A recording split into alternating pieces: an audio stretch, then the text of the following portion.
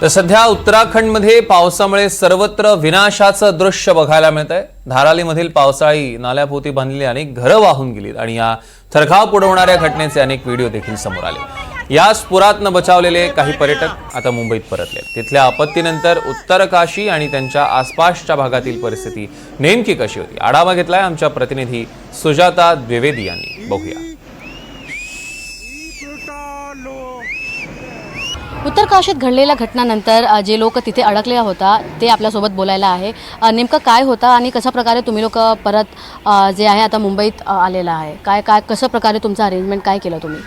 Main तर आधी आम्ही 3 दिवस तर आधी इथे आपलं गंगोत्रीलाच अडकलो होतो। तेव्हा तर आम्हाला काही माहिती नव्हतं की आम्ही 5 दिवसात जाणार, 10 दिवसात किंवा 15 दिवसात। काही आम्हाला आयडिया नव्हती की कसं जायचं वगैरे। आमचे कॉन्टॅक्ट्स वगैरे कोणाशी होत नव्हते, कारण तिथे टॉवर वगैरे सगळं रेंज गेली होती, कुठलेच काय सुविधा नव्हती।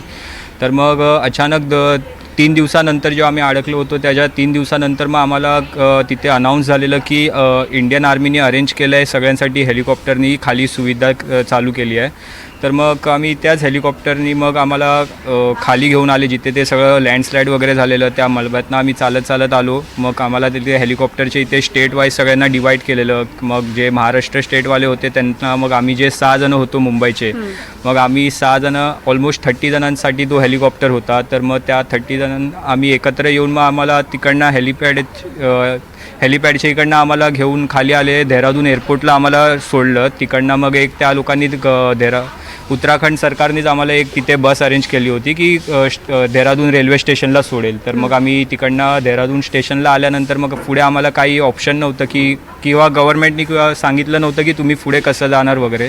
तर आम्ही ऑलमोस्ट 4-4:30 वाजता तिथे पोचलो। तर मग अर्जंट बेसवरती आम्हाला तिथे एक देहरादून ते न्यू दिल्लीसाठी एक ट्रेन होती।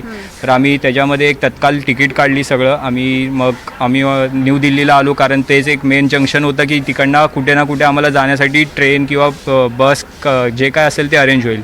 पण नंतर मग आम्हाला घरातनं पण प्रेशर होता की तुम्ही जेवढ्या लवकर येऊ शकतात तुम्ही लवकर या। तर मग आम्हाला मग शेवटचं एकच ऑप्शन होता लवकर जाण्यासाठी की फ्लाईटचं तिकीट। मग आम्ही 5 वाजता फ्लाईटचं तिकीट काढलं आणि इथे मुंबईला मग ऑलमोस्ट 7 वाजता रीच झालो आणि घरी आम्ही 8:30-9 वाजता पोचलो। तुम्ही काय म्हणाल, कशा प्रकारे हे जे आर्मीचा पण कॉपरेशन होता की नाही तुमचं सगळे रेस्क्यू ऑपरेशन्समध्ये? आर्मीचं खूप कॉपरेशन होतं। म्हणजे ही जे काय घटना घडली त्याच्यात मला वाटते तिकडचं स्टेट पोलीस आणि आर्मी मिळूनच त्या लोकांनी हँडल केलेलं आहे। तिथे जेवढं त्यांचं पोलीस नेटवर्क होतं ते आणि आर्मीने, बाकी सर्व सुविधा, औषधं त्यांचे डॉक्टर्स तर ते धडाधड दुसऱ्या दिवशी अवेलेबल दिसत होते। त्याच दिवसापासूनच त्या लोकांनी ट्राय चालू केली आणि त्या लोकांनी गोळ्या बिया लगेच लोकांना, कोणाला बीपीचं विचारणं चालू केलेली होती की जेणेकरून टेन्शन कोणी घेतले, घरच्याशी कॉन्टॅक्ट नाही होत म्हणून। तर ते ॲटो की तिथे त्यांनी लगेच छोटा कॅम्प लावून टाकला मंदिरात, आर्मी आर्मी आणि पोलीसवाल्यांनी त्यांनी मिळून। आणि लोकांना एकदम कोणी घाबरून जाऊ नका कुठल्याही प्रकारचं।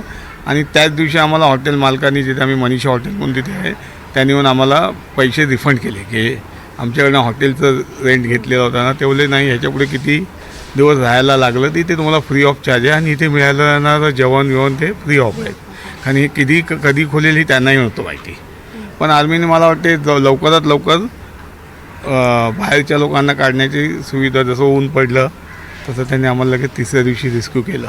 या ट्रिपच्या अगोदर पण तुम्ही तिथे गेला होता? पण 3रं वर्ष आहे, पण हा अनुभव मला यावर्षी झाला। दृश्य किती भयावह होतं? भरपूर म्हणजे भयानकच होतं।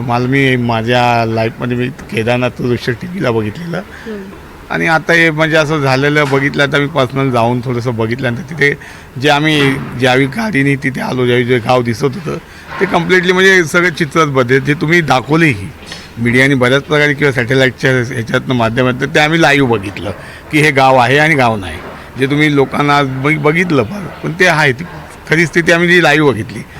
की आता आलो आणि नंतर 1.5-2 तासांनी तिथे बघायला गेलो तर तिथे गाव नव्हतं। सगळं काही जे आहे ते मलबात मध्ये ट्रान्सफॉर्म झाला होता। डोंगरचा जे ट्रिप असतं ते नेमकं खूपच जे आहे डेंजरस असतात।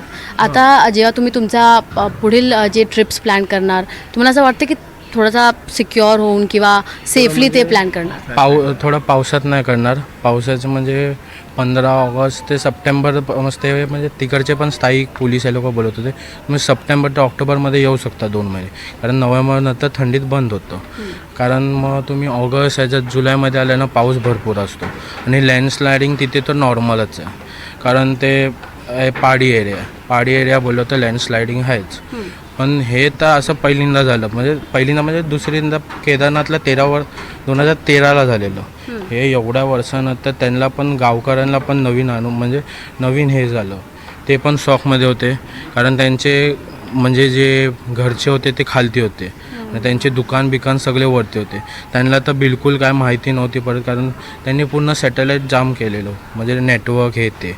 कारण बाजूला बॉर्डर पण होते, ते मिलिटरीवाले बोलले बॉर्डर आहे बाजूला म्हणून आम्ही सगळे नेटवर्क जाम केले की कधी पण घुसू शकतात ते, कारण एरिया जवळच आहे, 100 ते 200 किलोमीटरमध्येच पडत होता म्हणून त्यांनी नेटवर्क हे ते जाम केलेले.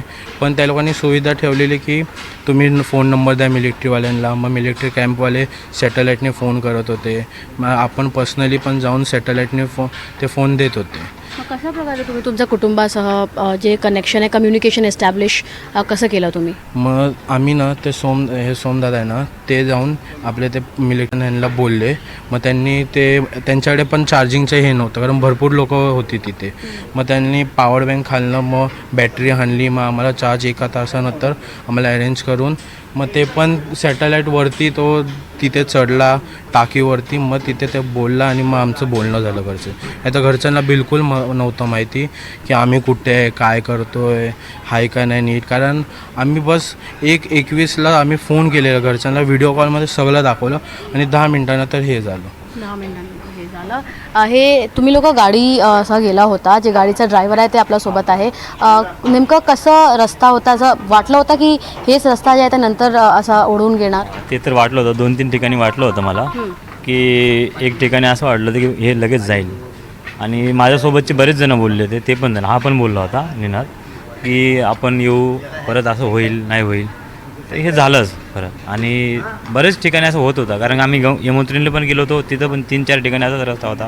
कारण आम्ही तर रात्री गेलो होतो, हे तर दिवसा जात होतो आम्ही, पण रात्री पण एवढा भयावह रस्ता होता की आम्हाला अक्षरशः मला गाडी चालवा वाटत नव्हती, म्हणजे असे पुढं ड्राईव्ह करत वाटत नव्हती. पण आता काय जावं तर आहे, देवाचं दर्शन करायचंच आहे तर जावंच लागतं. गाडी तर तिथेच अडकलेली आहे आतापर्यंत. माझी गाडी तिथंच अडकलेली आहे आणि आम्हाला जर वाटलंच असं तर गव्हर्नमेंटने हे करायला पाहिजे की आम्हाला गाडी परत देऊ द्यायला पाहिजे, कारण आमची गाडी सेफ असली आणि रिटर्न करायला पाहिजे लवकरच असं वाटतं. गाडी यांना पण जे आहे ते रिटर्न पाहिजे. हे जे लोक आहेत त्यांचे हे जे परिजन आहेत ते पण आपल्यासोबत बोलायला आहे.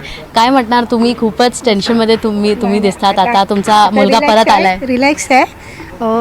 त्याने 1:25 वाजता वरून गंगोत्रीवरून व्हिडिओ कॉल करून मस्तपैकी आम्हाला देवीचं दर्शन दाखवलेलं, गंगा माता दाखवलेली, दर्शन घेतलेलं आणि 1:25ला बरोबर कॉल कट झाला.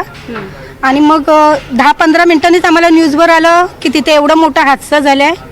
ते बघून आम्हाला शॉक बसला की हे लोक नेमके वर आहेत खाली आहेत की म्हणजे निघाले आहेत की काय झालं आहे ते थोडंसं समजलंच नाही. त्यामुळे खूप टेन्शनमध्ये आलो, काय करायचं, तिथे कसं कॉल करायचं. कॉल तर आम्ही लावतच होतो पण लागत नव्हतं सगळंच तिथे असल्यामुळे. मग रात्री 12-12:30च्या टायमामध्ये आम्ही टी व्ही तर चालू होता, नंतर आम्ही मंत्र चालू ठेवलेला. जेव्हा समजलं मृत्युंजय मंत्र, स्वामी समर्थांचं मंत्र ते कंटिन्यू चालू होतं. नंतर 12-12:30 वाजता आम्ही टी व्ही लावला. टी व्हीवर हेल्पलाईन म्हणून नंबर दिले. त्या 2 नंबर होते. तर माझे मिस्टर म्हणजे सोहमचे पप्पा त्यांनी कॉल लावून बघितलं, 2दा लागलं नाही, 3ऱ्यांदा लागलं. त्यांनी सांगितलं की खूप मोठं हे आहे, तुम्ही काय टेन्शन करू नका, एवढ्यात काय चालू होणार नाही आहे.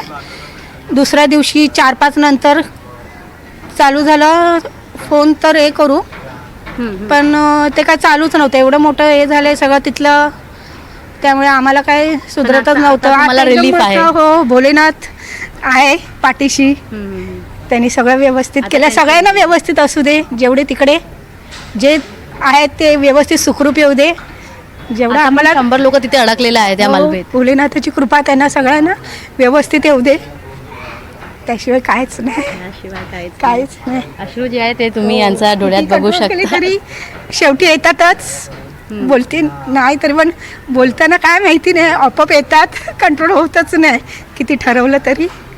सगळे सुखरूप आले, आम्ही खूप खुश आहोत. तेव्हाच देवाजवळ तेव्हाच साखर वगैरे ठेवून प्रार्थना केली. तुमचा मुलगा पण यांचा हे जे आहे ग्रुपसह होता. काय म्हणणार तुम्ही आता परत आलेला ते लोक? नाही, व्यवस्थित आहे. बरं वाटलं आम्हाला. शंकराची कृपा आहे आमच्यावर, स्वामींची, त्यामुळे सगळीजण व्यवस्थित परत आली. त्याच्यात आम्हाला आनंद आहे. आनंद आहे. तुम्ही या लोकांना ऐकतात आणि त्यांचा परिजनांना पण, जे लोक तिथे उत्तर काशीमध्ये गंगोत्री असं जे मंदिर होता तिथे अडकलेला होता.